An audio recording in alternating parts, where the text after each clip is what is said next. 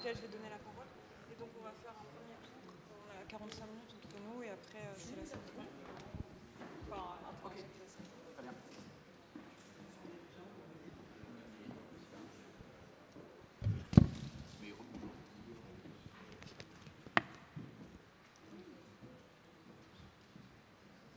Bonjour à tous, on va pouvoir commencer.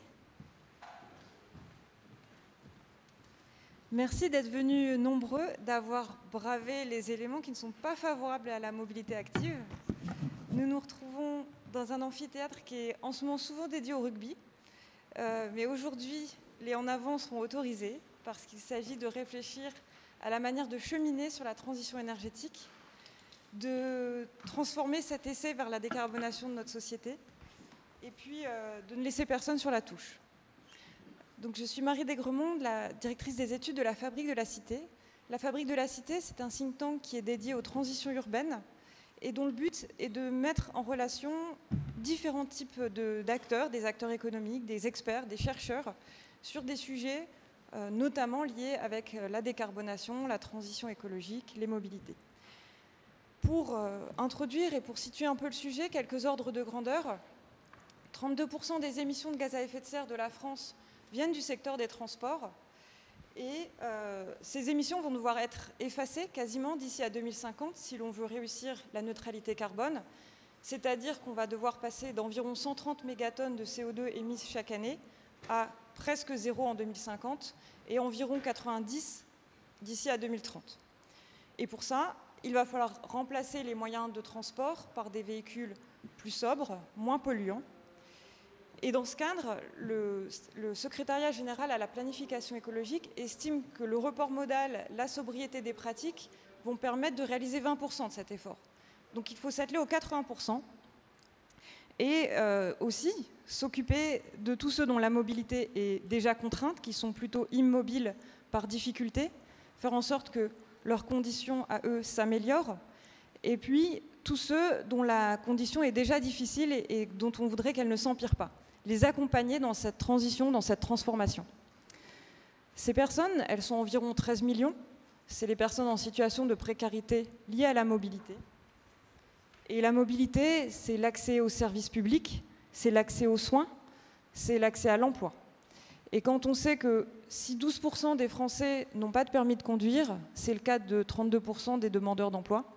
Donc c'est un vrai sujet de cohésion, d'insertion sociale et de promesse républicaine. La mobilité, elle a un coût, avec la hausse du prix des carburants qui rogne le budget des ménages les plus fragiles. Elle a aussi un coût en termes de souveraineté, d'indépendance énergétique et industrielle. Quand on sait que la facture des produits pétroliers et du pétrole pour 2022 était de 70 milliards d'euros et qu'elle était de 35 milliards en 2021, ça l'interroge. Et donc, si on veut pouvoir investir ailleurs ces 70 milliards, et pour qu'ils tombent à zéro plus tard, eh bien, il va falloir payer pour cette transition. Et la question, c'est comment et qui ? Comment on accompagne aussi ? Comment on investit dans des véhicules bas carbone, décarbonés ? Comment on change les infrastructures énergétiques, les infrastructures de transport ? Et puis, le coût politique, comment on accompagne ces réglementations, ces interdictions qu'il va falloir mettre en œuvre ? Et tout ça, ça semble très contraignant. Mais si on l'amène judicieusement, cette transition, elle peut aussi être émancipatrice. Et c'est ça aussi qu'on va vouloir examiner aujourd'hui, c'est dans quelle mesure la décarbonation, elle permet à des personnes d'avoir plus d'opportunités. La discussion du jour, elle va donc porter sur les solutions que l'on peut apporter, les priorités d'action en fonction des situations, les situations socio-économiques très diverses et les situations géographiques, selon qu'on habite à la ville, à la campagne, que l'on soit plus ou moins connecté, les réponses seront différentes. Et puis, d'impliquer les acteurs très différents des filières industrielles et nos différentes casquettes à nous, soit en tant qu'individus, que citoyens, que membres d'une association. Il y a beaucoup de pistes d'action et aujourd'hui, c'est ce dont on va parler. Donc, je suis ravie d'accueillir 3 personnes très intéressantes pour en discuter. En premier, nous aurons Xavier Timbaud, qui nous parlera de cet aspect socio-économique qui est précaire, dans quelle mesure, avec un ancrage territorial. Xavier Timbaud est directeur de l'Observatoire français des conjonctures économiques. Nous aurons Cécile Droux, qui est déléguée générale de la Fondation Vinci pour la Cité, Et nous aurons Jean-Philippe Hermine, directeur général de l'Institut Mobilité en Transition. Et l'Institut Mobilité en Transition est notre partenaire pour cet événement. Donc merci beaucoup d'avoir contribué. Je vais commencer par Xavier. Merci beaucoup Marie. Si on peut mettre les 2 slides. Donc, je vais vous parler un petit peu de la décarbonation de la mobilité par temps de pluie, ce qui explique un petit peu mon aspect. Et puis aussi d'un certain nombre de travaux que je conduis. Donc ici à La Rochelle, je vous expliquerai pourquoi La Rochelle est un cas intéressant. Donc cette carte, donc vous reconnaissez sans doute l'agglomération de La Rochelle, avec un petit bout de l'île de Ré, et puis l'ensemble du périmètre. Alors ici c'est le périmètre du SCOT de La Rochelle, donc ça regroupe 3 EPCI. C'est un territoire assez grand. C'est un territoire assez sympathique et assez plaisant à vivre, donc il est aussi assez intéressant de ce point de vue-là. Et cette carte, c'est les émissions de CO2 moyennes par adulte liées aux mobilités professionnelles, localisées au carreau 200. Alors, ce n'est pas une donnée qui est facile à trouver. En fait, on ne peut pas la trouver, elle n'existe pas, elle n'est pas mesurée. Et donc, il faut la construire par un travail assez compliqué de modélisation et d'utilisation d'un certain nombre de données. Donc, on a quand même un certain nombre de données. On a l'enquête mobilité des personnes qui nous dit comment les gens sont mobiles en fonction d'un certain nombre d'éléments, en particulier leur catégorie socio-professionnelle. On a une information assez riche qui s'appelle le fichier détail du recensement qui nous dit où les gens habitent et où ils vont travailler. Alors, sauf que c'est commune par commune. Donc, pour descendre au carreau, il va falloir faire une intrapolation. Et puis, on peut localiser les individus au carreau. Ce sont les données de l'INSEE, les données carroyées. Et on peut aussi localiser les emplois. C'est un tout petit peu plus compliqué à faire, mais on peut le faire en utilisant les fichiers fonciers et les surfaces d'activité qui sont répertoriées dans les fichiers fonciers. Et puis faire des règles de 3. Alors, des règles de 3 locales, donc il y a quand même une certaine précision. Mais on peut arriver à localiser les emplois. Et donc, une fois qu'on a fait ça, on peut essayer de modéliser, c'est ce qui est fait pour faire cette carte, les flux qui vont relier l'endroit où habitent les personnes à l'endroit où ils vont travailler. Tenir compte des choix modaux qu'ils effectuent. Est-ce qu'ils vont prendre les transports en commun ou est-ce qu'ils vont prendre la voiture? Bon, dans l'agglomération de La Rochelle, dès que la distance est supérieure à quelques kilomètres, c'est évidemment la voiture qui est utilisée. Et puis, on va pouvoir, de cette façon-là, en modélisant également l'ensemble des routes et des réseaux qui sont à la disposition des gens, à un degré de finesse suffisant pour pouvoir construire cette carte, on va pouvoir construire cette carte où on peut imputer à chaque carreau une émission moyenne de CO2. Alors, c'est une carte donc, qui repose pour part sur des données solides, il n'y a aucun doute. Il y a de l'intrapolation, donc on peut discuter la construction, évidemment, mais c'est une carte qui est extrêmement puissante dans ce qu'elle permet de représenter, parce que quand vous la présentez à des élus, quand vous la présentez à des résidents, quand vous la présentez à des aménageurs ou à des gens qui décident les infrastructures, cette carte leur raconte une histoire qu'ils vont très bien comprendre. Alors, qu'est-ce qu'on voit dans cette carte? On voit que les émissions de CO2 sont très basses dans le centre-ville de La Rochelle, parce que c'est là où il y a une grande concentration d'emplois et une grande concentration d'infrastructures de réseau, et qu'elles sont évidemment très élevées, vous voyez, à la périphérie du territoire, qui est un territoire plus urbain, dans lequel des gens habitent, et ces gens ne sont pas tous des agriculteurs, ces gens sont aussi des gens qui vont travailler.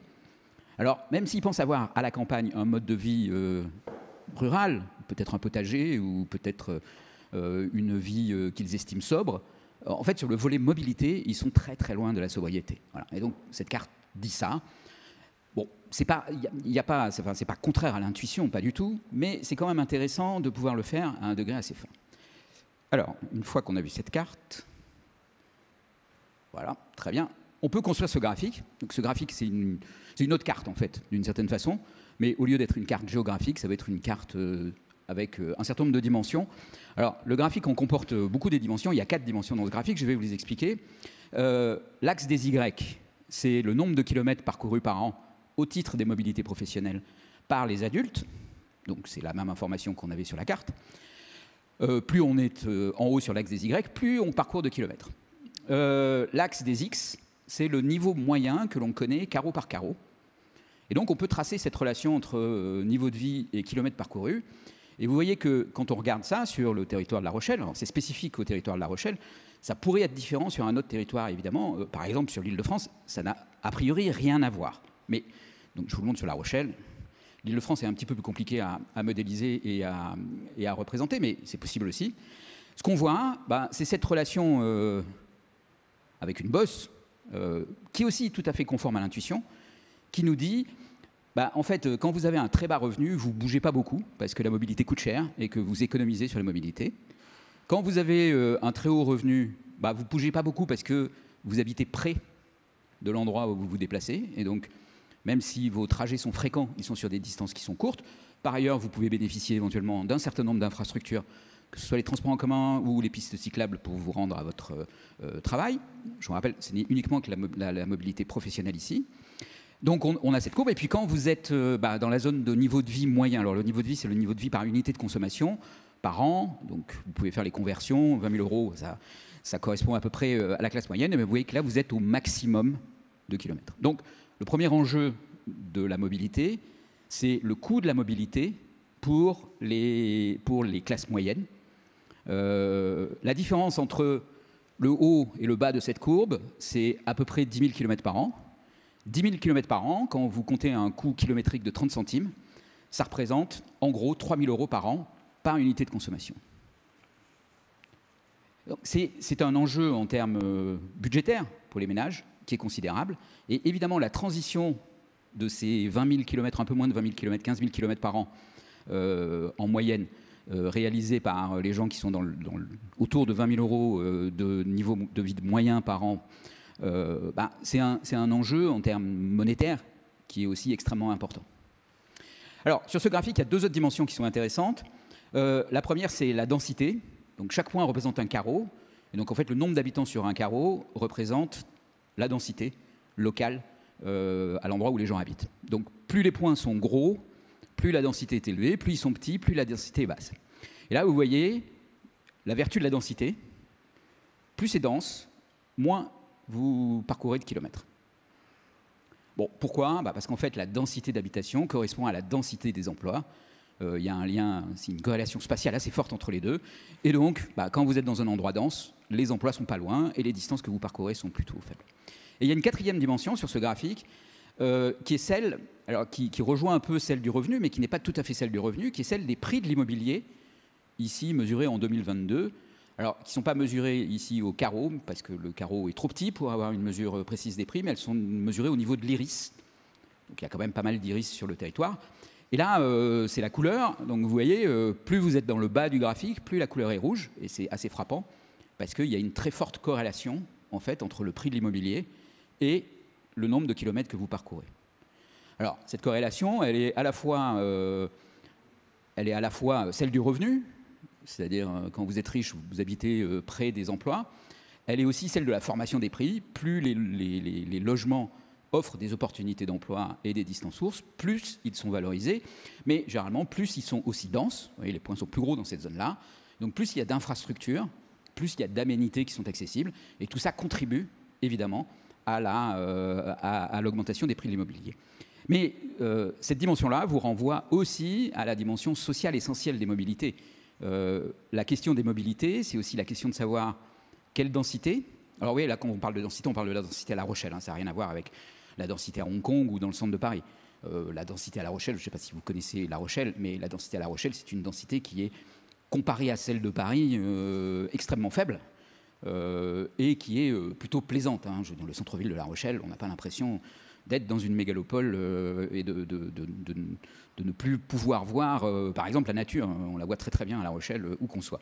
Donc, cette densité-là, elle est quand même elle est quand même très vertueuse, parce que vous voyez qu'on peut descendre à des... Il y a un rapport pratiquement de 1 à 4 entre les kilomètres parcourus par an, entre les zones denses et les zones peu denses. C'est un levier qui est très important, en fait. Si on veut réduire les kilomètres parcourus, en fait, localiser les gens près des emplois avec des infrastructures qui permettent de les faire bouger, c'est essentiel, mais on se heurte à cette dimension du revenu, à cette dimension des prix de l'immobilier, et donc à toutes les dimensions de l'aménagement du territoire. Voilà. Pourquoi La Rochelle ? La Rochelle, c'est un cas intéressant. C'est une ville plaisante, pas très dense, mais qui n'est pas non plus une ville où il y a beaucoup de problèmes sociaux.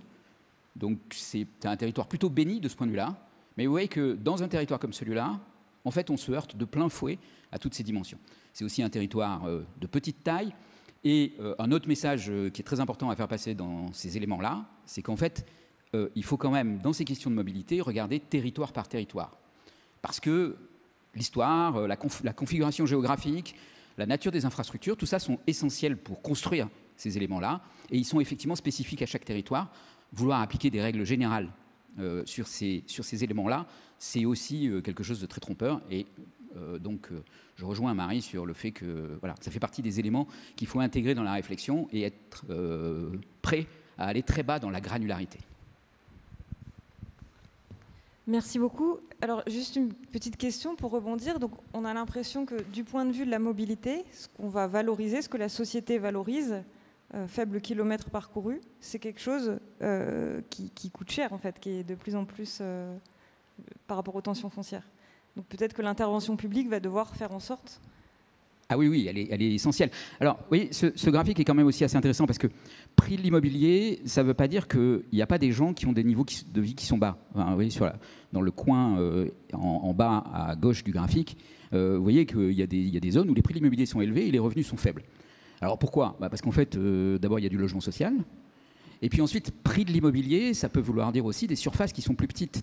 Donc il y a des gens qui font des choix entre payer cher le mètre carré, mais habiter près de l'emploi, ou payer beaucoup moins cher le mètre carré, mais en avoir beaucoup plus, et habiter loin de l'emploi. Donc, prix de l'immobilier et revenus, ça se rejoint, évidemment, parce que plus c'est cher, plus il faut d'argent pour acheter.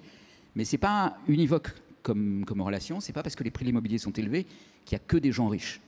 Et donc, mais ça fait effectivement partie de comment on aménage, quelles offres il y a et comment la classe moyenne peut accéder à ces territoires. Alors là aussi, sur les prix de l'immobilier, La Rochelle, c'est plutôt intéressant. Enfin, si vous voyez l'échelle, en fait, on est sur des prix de l'immobilier comparés aux prix parisiens qui sont ceux de la lointaine banlieue, en fait, hein, donc dans le centre-ville de La Rochelle. Donc là aussi, c'est un territoire qui est plutôt intéressant parce que ce n'est pas un territoire des extrêmes comme l'Île-de-France.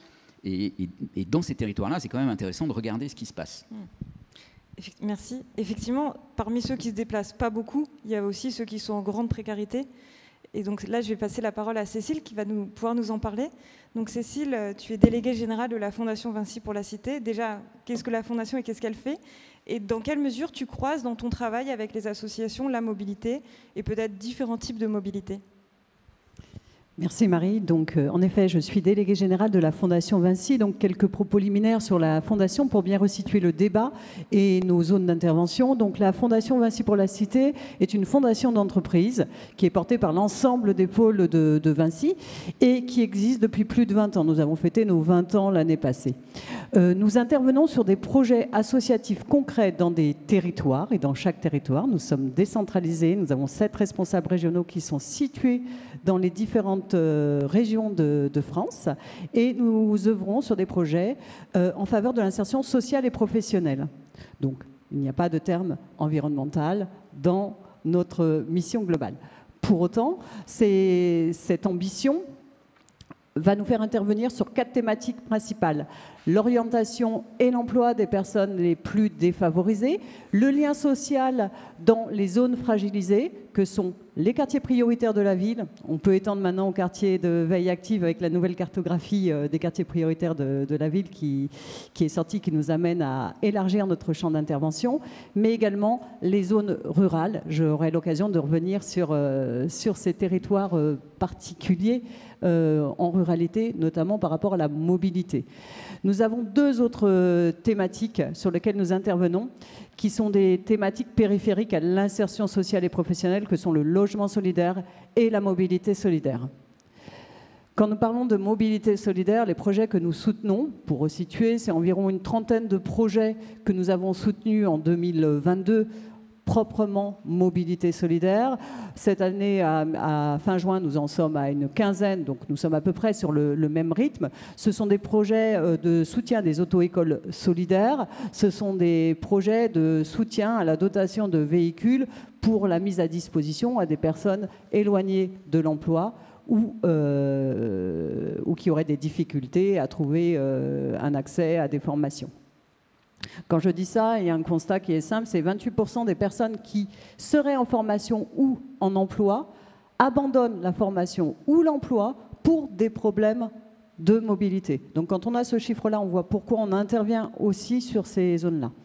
Alors quand on parle de mobilité, c'est pas seulement la mobilité solidaire, c'est pas seulement accéder, avoir l'accès à un permis de conduire ou avoir l'accès à un véhicule, c'est aussi aider les associations à aller vers ces publics qui sont éloignés du lien social et de l'emploi. Donc dans d'autres thématiques que la mobilité solidaire, nous venons en soutien par l'acquisition de véhicules pour aider l'association à acquérir des véhicules. Et ça, c'est plus le lien social, aller vers. Donc nous sommes amenés à soutenir des projets pour acquérir des véhicules qui ne sont pas toujours des véhicules avec des proportions de carbone qui iraient dans le sens d'une décarbonation, mais pour permettre aux gens de se désenclaver et de permettre l'accès. On a des véhicules dans les clubs sportifs, pour permettre aux jeunes des quartiers prioritaires de la ville d'accéder à des tournois de tournée, puisqu'ils n'ont pas la possibilité de le faire. Et là, on a énormément de projets. Bah justement, est-ce que tu peux nous en décrire quelques-uns ?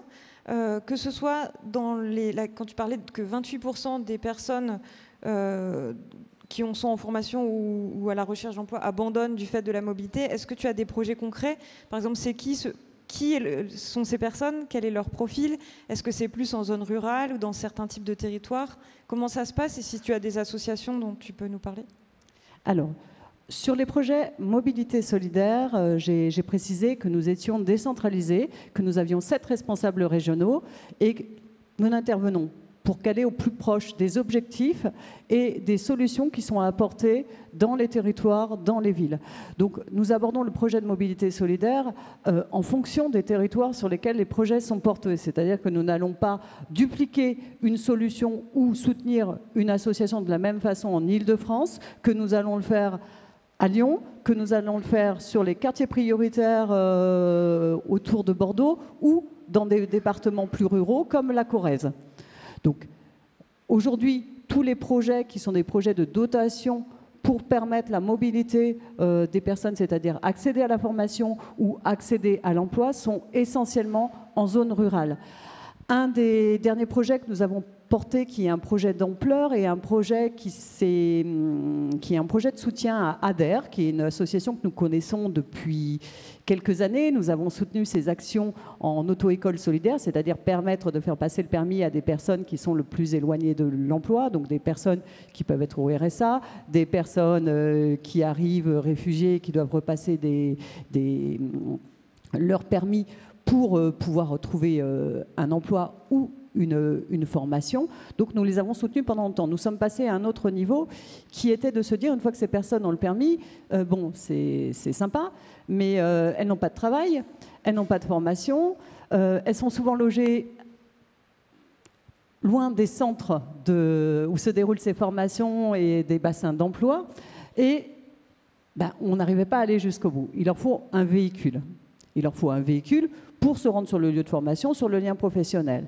Donc nous avons décidé d'accompagner ADER pour lui permettre de se doter de 12 véhicules qui sont mis dans des maisons locales et qui sont loués à des bénéficiaires pour leur permettre d'accéder à une semaine de formation, pour leur permettre d'aller à des entretiens de recrutement, pour leur permettre également d'accéder aux soins, puisque aller dans un hôpital pour se faire soigner, c'est également difficile. Nous sommes aussi en lien social pour ces personnes qui n'ont pas toujours une solidarité ou qui sont éloignées de personnes qui pourraient les véhiculer au quotidien ou qui ne sont pas en autonomie. Donc 12 véhicules sur l'ensemble du département de Corrèze. Les véhicules sont la propriété du coup de l'association. Et le département de Corrèze est venu en complément de ce projet pour aider sur l'entretien des véhicules, puisqu'il faut les entretenir sur la durée, sur l'assurance, sur l'ingénierie en termes de location de ces véhicules.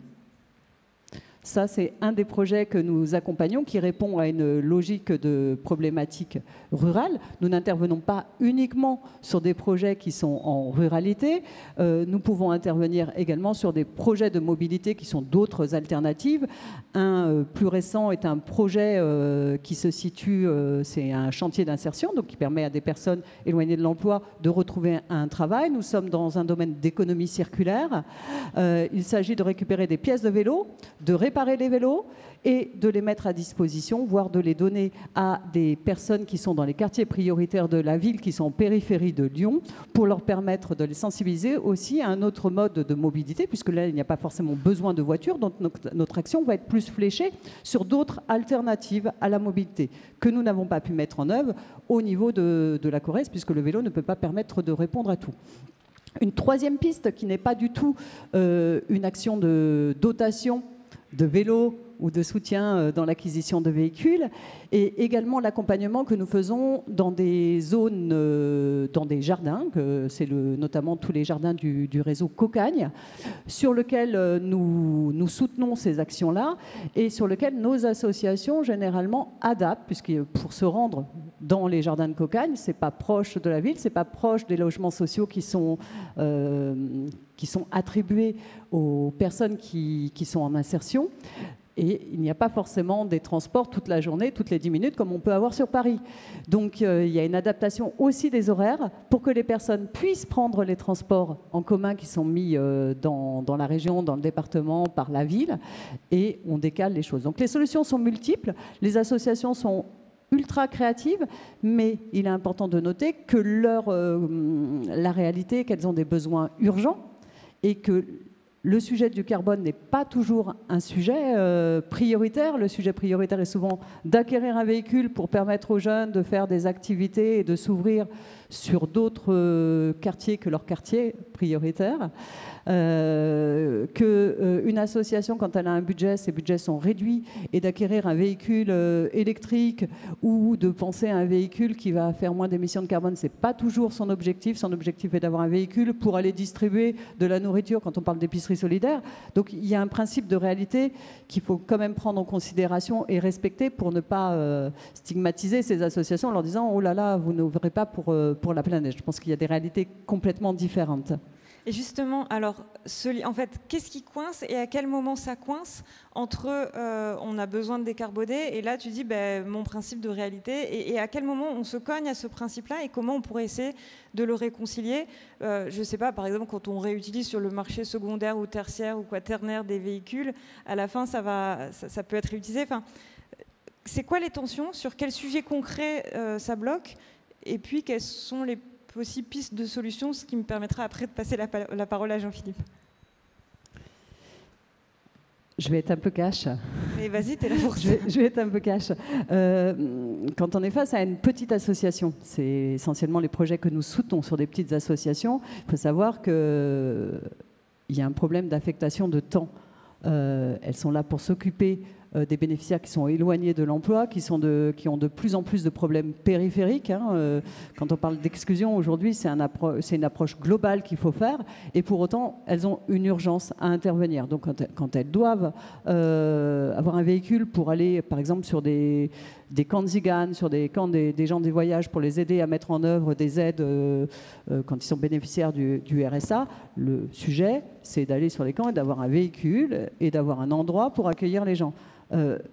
Et la deuxième réalité, donc pensée environnementale, oui, elles y pensent 2 secondes, et puis après elles reviennent, elles ont toutes leurs doses administratives, d'aller solliciter les fondations, les entreprises pour demander de l'argent, et puis la journée elle passe, et puis c'est des journées qui sont assez longues pour des personnes qui ne sont pas toujours salariées mais bénévoles. Et la deuxième réalité, c'est une histoire financière. Si on leur donne un budget pour acquérir un véhicule neuf, avec une faible émission de carbone ou électrique, bon, d'accord, mais elles ont des budgets qui sont tracés et elles doivent répondre aussi à des contraintes qui sont les leurs au quotidien. Donc, et la difficulté aussi, c'est déjà de trouver un véhicule en ce moment, c'est quand même très très compliqué. Enfin, il y a des délais de livraison qui sont juste énormes, donc on peut avoir des ambitions de trouver un super véhicule, mais quand on en a besoin pour le mois d'avant, on prend un peu ce qu'il y a. Ça, c'était le cas de l'association que je marraine personnellement, qui est l'ADEPT, qui est située à Drancy, qui intervient sur un certain nombre de camps de gens du voyage ou d'ICANN et qui a besoin de se déplacer, puisque ce sont des personnes qui souvent ne se déplacent pas, quand bien même il y a des véhicules. Donc il y a un aspect aussi culturel dans la mobilité à prendre en considération quand on parle de ville. Bon, ça, je suis hyper négative là, alors que je ne le suis pas dans la vraie vie. Il y a tout un tas de projets qui sont juste top, comme la recyclerie que j'ai citée dans les alentours de Lyon. Il y a un projet aussi qui est en Ardèche, où là, l'association a franchi le pas de passer par des véhicules électriques automatiques pour permettre au plus grand nombre d'accéder au permis, mais également de montrer la voie sur des véhicules électriques. Donc, on voit que les choses bougent. Il y a d'autres exemples, comme le groupe ID, qui, dans le cadre de l'insertion des personnes les plus éloignées de l'emploi, axe ses domaines d'intervention en essayant d'avoir une mobilité durable, notamment quand elle ramasse les déchets en centre-ville de Dijon, ce sont des petits véhicules électriques. Le dernier phénomène, c'est qu'elle a permis aussi l'achat de 10 véhicules électriques sans permis, puisque les bénéficiaires n'ont pas toujours le permis, pour une activité, un marché qu'elle a eu de relève des compteurs des particuliers. Donc l'ensemble des personnes en insertion bénéficient de ces véhicules pour se rendre chez le particulier. Donc déjà, ça fait tomber la crainte de la conduite, donc ça les encourage par la suite à passer un permis. Et ça donne aussi une visibilité sur le milieu de l'insertion qui s'engage dans cette voie-là. Donc ça laisse de belles perspectives. Maintenant, il faut accompagner. Il y a aussi un enjeu financier. Merci. Et justement, je relève parce que tu as parlé des petits véhicules qui peuvent aussi être un moyen d'accélérer la mobilité tout en étant un peu plus sobre. Et ça va me permettre de passer la parole à Jean-Philippe. Il y a des vases communicants entre des populations en grande précarité et celles en précarité, je dirais, dans les 2 premiers déciles de la population. Donc comment ça se dessine? Et puis aussi, quelle offre on peut essayer de développer? Quel changement de pratique aussi? Est-ce que tu veux bien revenir sur cette mobilité un peu plus vaste, mais qui communique aussi avec la situation dont on vient de parler? Ok, merci. Je vais peut-être intervenir sur ce qu'on a entendu, peut-être oui, aussi. Si tu veux réagir sur les précédents, tu as cette chance. Je pense que dans le titre, il y a la question de la justice, et on a parlé de la très grande précarité, mais il y a cette précarité-dépendance qu'a montré Xavier sur les classes moyennes, qui est au cœur de l'actualité avec l'inflation, avec le prix des carburants en ce moment. Il y a donc différentes situations à traiter. On va voir comment tout ça interagit ensemble. Mais là, on a fait une photo en quelque sorte. Et le titre, c'est la transition. Et on a à transitionner. Transitionner, ça veut dire qu'on a une urgence climatique, on a un enjeu sociétal, qui est celui de la transformation que tu as rappelé, Marie, qui est majeur. Il faut réduire très fortement, c'est-à-dire qu'il faut changer nos modes de consommation, nos émissions. Et donc, comment, à partir de la photo qu'a présentée Xavier, on va la changer? La question, c'est la dynamique autour de ce qu'a présenté Xavier. D'ailleurs, c'est intéressant. Elles sont très intéressantes, ces 2 slides. Je crois qu'il faut le souligner. Elles sont hyper riches. Mais finalement, il manque la dimension temporelle à cela. Et d'ailleurs, la première slide, c'est une slide où on voit une zone de 30 km. Eh bien, il y a 20 ans, on aurait peut-être eu une zone de 15 km pour se poser des questions. Et en fait, le premier constat, c'est que la distance moyenne domicile-travail, aujourd'hui en France, c'est 15 km. Avant, elle était beaucoup moindre. C'est-à-dire qu'on s'est créé une dépendance à l'automobile parce qu'elle n'était pas chère. Alors c'est parce que son usage était bon marché par rapport aux autres modes.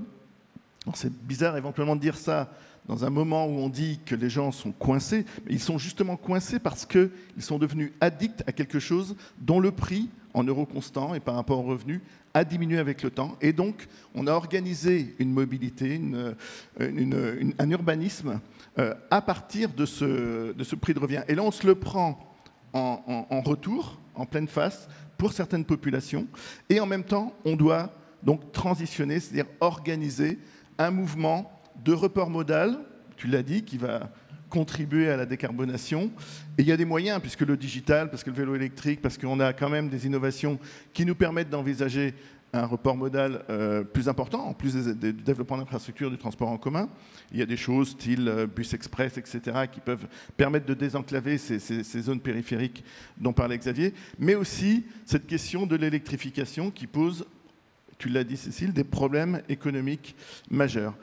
Nous, on pense que la transition environnementale qui s'impose comme une priorité, pour des raisons que vous connaissez, je ne vais pas revenir dessus, sauf si c'est nécessaire dans les questions, mais cette transition, on considère qu'elle doit être comprise, acceptée par le maximum de population, et pour ça, elle doit être une transition environnementale, mais en même temps servir à résoudre des problèmes structurels de mobilité, de dépendance, de précarité, voire des problèmes industriels préexistants par ailleurs.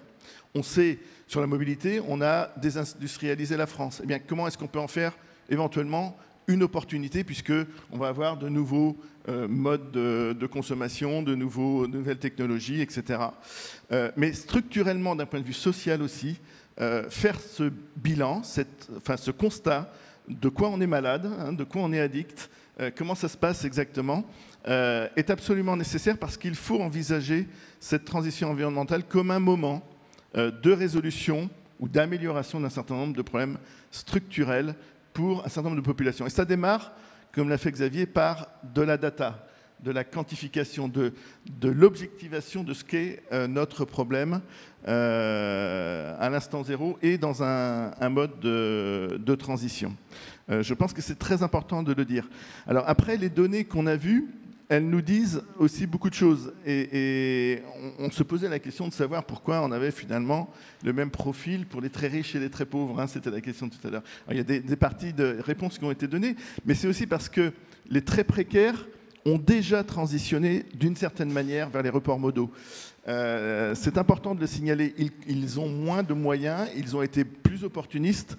Et les gens qui sont très addicts, c'est cette classe moyenne qui ne sait pas encore réellement poser la question de savoir comment sortir de la voiture, ou déjà, disons, supprimer le deuxième véhicule qui, lui, une fois dont on en a fait l'acquisition, pour le rentabiliser, on va l'utiliser au maximum finalement et ne pas transitionner d'un point de vue modal. Donc, en fait, les populations les plus précaires ont déjà une certaine agilité, elles ont une grande agilité par rapport à ces enjeux de mobilité. On a fait des focus group de notre côté parce qu'on a beaucoup poussé l'idée du liste social, sur lequel je vais revenir, qui est une des pistes, pour voir un petit peu à qui on devait l'adresser et comment ça pouvait être reçu et comment faire l'intermédiation pour toucher des populations. Et on s'est aperçu que les populations les plus précaires, les vraiment très précaires, elles avaient déjà relativement intégrer des solutions et que finalement c'était plutôt les déciles 2, 3, 4 qu'il fallait viser. Je ne sais pas si vous êtes clair sur les déciles, mais c'est les revenus des Français qui sont divisés en 10 catégories, 1 étant les plus précaires, les ménages les plus précaires, et 10 les plus riches. Alors, avant d'arriver à des solutions un peu innovantes, comme je l'évoque là, de liste sociale, et sur lequel il faut quand même travailler, parce que ce sont des concepts nouveaux qu'il faut dimensionner et voir toutes leurs implications. On a quand même à constater que pour faire une transition de type technologique, l'électrification, eh bien, il faut voir comment fonctionne le marché. Le marché, aujourd'hui, c'est 20% de la population, c'est déciles 9-10, allez, 8-9-10, qui sont aussi la population la plus âgée. Si on avait la dimension d'âge, on le verrait aussi dans les graphiques de Xavier, et qui sont les plus riches et qui achètent des véhicules neufs. C'est seulement 20% des gens qui achètent les véhicules neufs. L'âge moyen d'achat d'un véhicule neuf, c'est 56 ans. Donc vous voyez un petit peu qui fait le marché automobile en France et partout dans tous les pays européens. On a un business model finalement qui a une bonne centaine d'années, qui n'a pas bougé d'un poil en fait. On fait des véhicules thermiques qu'on améliore d'année en année, et puis il y a des acheteurs qui sont les plus riches et puis qui gardent un véhicule quelques années, 3-4 ans, et qui le revendent à un premier utilisateur, puis à un deuxième, etc., pour arriver jusqu'aux populations les plus précaires qui achètent un véhicule de 3/4e main, 5 000 €, 3 000 €, et qui constitue le patrimoine du foyer. Parce qu'ils louent par ailleurs, etc. C'est vraiment l'objet le plus cher, le plus problématique du foyer d'un ménage extrêmement précaire. Enfin, moyennement précaire, parce que les extrêmement, tu en as parlé, Cécile. Et donc, voilà comment se passe le marché. Voilà comment, donc c'est à l'intérieur de ça qu'il faut faire une transition. Alors, on a quand même un phénomène nouveau, puisqu'il y a quand même quelques éléments, c'est-à-dire que les entreprises achètent à peu près 40 à 50% des véhicules. Donc, on a quand même maintenant le marché de l'occasion qui est réalisé pour moitié par les particuliers riches et pour moitié par les entreprises. Sur les entreprises, alors dans les entreprises, enfin disons, les flottes, les grandes flottes, ces flottes, elles sont soit publiques, soit privées. Les flottes publiques, on peut utiliser ça naturellement pour créer un marché de l'occasion qui nous convient. Un marché de l'occasion qui nous convient, c'est quoi? C'est un marché de l'occasion sur lequel on va avoir des véhicules abordables et des véhicules performants, comme tu le dis, en CO2, hein, que tu ne trouves pas aujourd'hui, et qui soient abordables.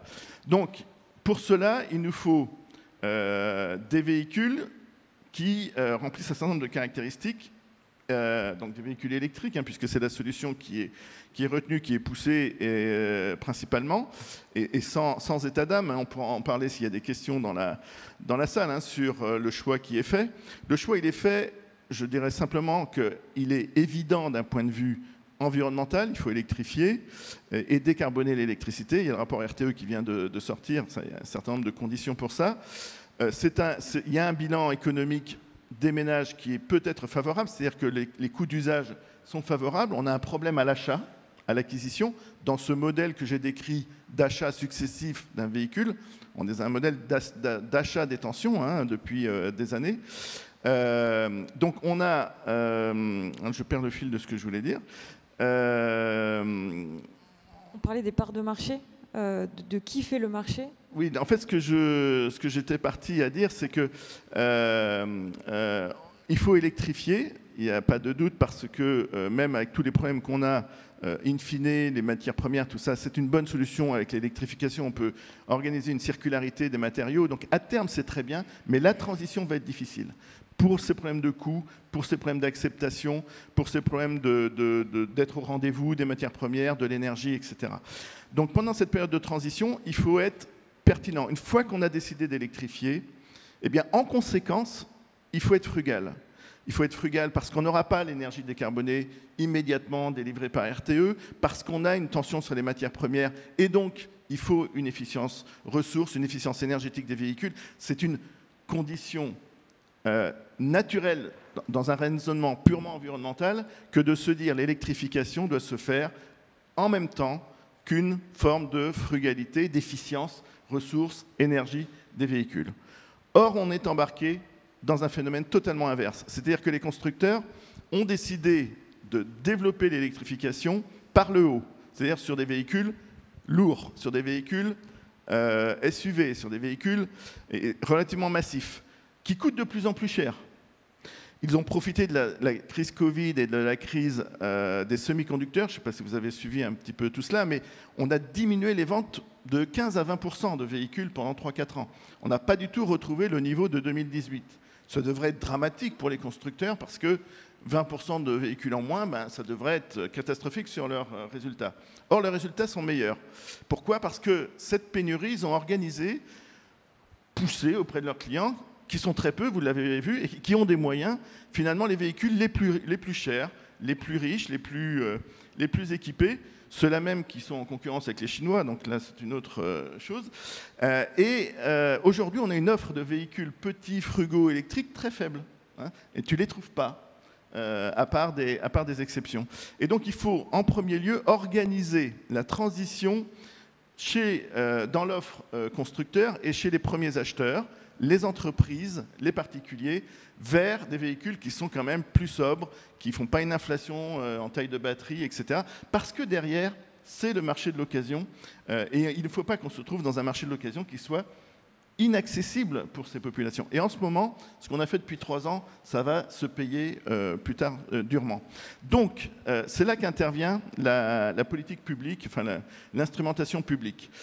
L'instrumentation publique, jusqu'à présent, a consisté à favoriser cette transition, à donner pas mal d'argent à ces premiers acheteurs dont je parlais, ces acheteurs riches en quelque sorte, pour donner une prime aux frontrunners, aux pionniers, ceux qui se lançaient les premiers pour faire la démonstration que la technologie était OK et que ça fonctionnait. Mais une fois que c'est fait ça, eh bien, il faut passer à un autre mode d'accompagnement, un autre mode d'instrumentation politique C'est d'ailleurs un élément d'acceptation de cette transition extrêmement important que d'être extrêmement clair sur la façon dont on dépense l'argent et dont on organise cet accompagnement de la transition vers justement de la précarité, vers des problèmes structuraux. Alors il y a les particuliers, mais il y a aussi des professionnels qui sont très impactés par cette transition et qui ne retrouvent pas leur compte dans l'offre véhicule ou dans les solutions qui sont apportées aujourd'hui.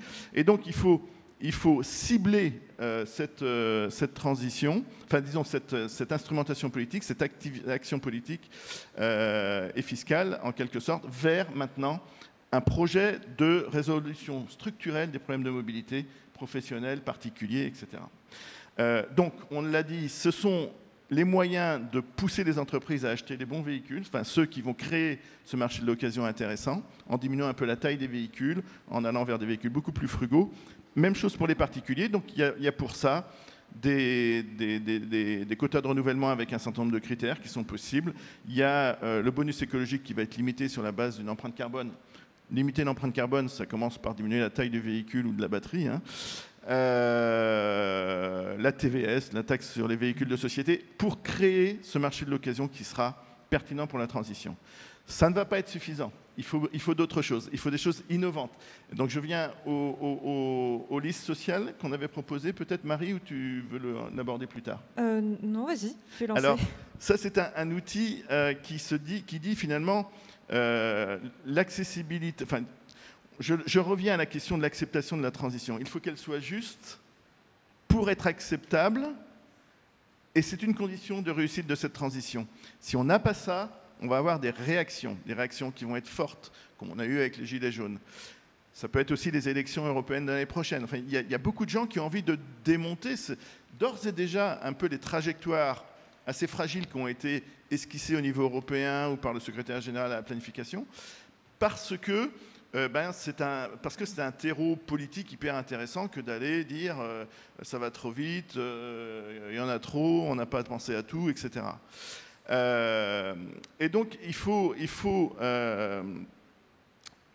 être vigilant à apporter des solutions assez rapidement à tous pour pouvoir raconter une histoire, un narratif de transition. Et si on n'implique pas les gens qui ont des difficultés à transitionner dans cette transition, eh bien ils ne seront pas solidaires de cette transition, ils vont résister, les politiques derrière renonceront parce que c'est comme ça que ça fonctionne lorsqu'il y a trop de résistance.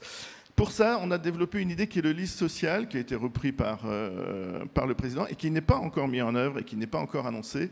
Le lease social, c'est quoi? C'est l'idée de dire, eh bien, ces populations que tu as décrites ou qu'on a décrit tout à l'heure sur le schéma de Xavier, qui ont une dépendance à l'automobile aujourd'hui, elles achètent, on a dit, un véhicule qui est leur propriété principale relativement cher, sur lequel elles sont en insécurité parce que ce sont des véhicules anciens.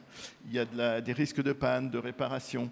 Elles consomment plus, on l'a vu avec les pastilles de Xavier. Ce sont des véhicules plus anciens, donc plus consommateurs. Ce sont des gens qui sont les plus directement impactés par les enjeux d'inflation actuellement. Eh bien, comment mettre cette population-là dans le jeu de la transition avec des petits véhicules, enfin des véhicules plus sobres en fonction, qui font véhicule d'abord, sur lequel on n'a pas mis tout l'électronique embarqué nécessairement, etc. C'est-à-dire une offre un peu spécifique sur lequel on a une intermédiation sociale qui vient chercher ces gens-là directement et on n'a pas tous ces coûts de publicité, de marketing, de distribution, etc. exacerbés, c'est-à-dire avoir réellement une offre de véhicules moins chère. Et cette offre de véhicules, elle est mise à la location, au lease. C'est-à-dire que les ménages qui auront accès à ça ne font pas l'acquisition, mais ont une garantie de location d'un loyer fixe pendant 2 ans, 3 ans, 4 ans, 10 ans. Pour arriver à des loyers faibles, et ce n'est pas 100 €, enfin la logique de 100 € qui a été énoncée sur le lease social, elle est complètement enfermante. Si on fait un slogan de cela, ça n'a aucun sens. Le but, c'est de proposer une solution qui soit moins chère que le budget aujourd'hui de ces ménages. C'est-à-dire que la solution de lease doit être moins chère que le budget mensuel pour ces ménages. Et quelquefois, ça peut être 150 € ou 200 € si c'est une famille qui a besoin d'un véhicule plus grand. Mais dans tous les cas, on peut obtenir des véhicules électriques décontentés, plus sobres, qui répondent à cela, dans la mesure où, juste avec le soutien du gouvernement qui cible le bonus écologique sur ces opérations-là, et puis ensuite qui garantit les défauts de paiement et la remise en état du véhicule. Et tout ça n'est pas très coûteux. Ça coûte moins cher que le bonus pour les véhicules électriques aujourd'hui, donc c'est tout à fait abordable. Eh bien, on peut créer une solution massive de 100 000 véhicules par an à peu près, 100 000 foyers intéressés par an, pendant plusieurs années. Créer comme ça un marché nouveau, petit, captif aussi. Ça peut être un donnant-donnant, enfin une co-construction avec les constructeurs qui ont une promesse d'avoir une rentabilité sur les petits véhicules. Je vous rappelle qu'ils nous vendent des plus gros véhicules les uns après les autres parce que ça rapporte plus. Hein. C'est-à-dire qu'il y a une différence de marge gigantesque entre un petit véhicule et un gros véhicule vendu. C'est ça toute la logique qui conduit à la disparition des petits véhicules et à la faiblesse de l'offre des petits véhicules électriques aujourd'hui. Donc inverser cette tendance en créant des marchés nouveaux, avec des clients nouveaux, des logiques nouvelles, et en garantissant à la fois une sécurité pour les ménages qui seront concernés et une sécurité pour les constructeurs par rapport à un retour sur investissement, en quelque sorte, une marge un peu garantie si on travaille bien les curseurs et les équilibres de l'aide financière associée. Voilà la logique que l'on a développée. Donc vous voyez, il faut à la fois travailler sur le traditionnel, travailler sur de l'innovation, il faut travailler sur la transition technologique, mais aussi les transitions modales. Et ça, il y a encore beaucoup à faire. Je ne l'ai pas évoqué en détail, mais c'est tout aussi important. Et là aussi, il faut avoir une approche territoriale ou subterritoriale très importante. Et là, la donnée est très importante. Voilà, c'est dans quel esprit on organise cette transition. Je pense que il y a une prise de conscience qui est assez généralisée au niveau des territoires, même des pouvoirs publics, sur cet enjeu que je viens de décrire. Il y a des résistances, elles sont normales et naturelles, il faut bien les comprendre, il faut les objectiver. Et il y a une instrumentation politique, si on est malin, qui permet quand même d'organiser cette transition d'une manière relativement, ou disons, juste et équitable, et qui est encore une fois la condition pour son acceptabilité. Merci. Je vais poser une dernière question avant d'ouvrir à la salle, à Xavier, puisque tout le monde a pu réagir, mais toi, tu étais le premier à parler. Donc déjà, pour réagir, et puis on disait que les entreprises, c'est une grande partie du marché. Dans la carte que tu présentais, les gens qui se déplacent, ils vont surtout aller travailler. Donc est-ce qu'il n'y a pas des choses qui se jouent à la main des entreprises ou à la main de l'aménagement du territoire, avec la localisation des activités, voire les autorités organisatrices de la mobilité, avec les rythmes de transport ? Donc en termes de planification territoriale, et si tu veux t'appuyer sur des exemples sur lesquels tu travailles. Oui, tout à fait. La question de l'électrification des moyens de déplacement dans une configuration géographique donnée, c'est évidemment un des leviers, et c'est un des leviers qu'il faut mobiliser et déployer. Surtout si on veut pouvoir faire des transitions qui soient aussi capables de s'adapter à un grand éventail de situations, de choix personnels ou de contraintes personnelles, parce que derrière ces cartes et derrière ces géographies, il y a aussi des choix de vie qui ne sont pas tous aussi simples et aussi réductibles que ça.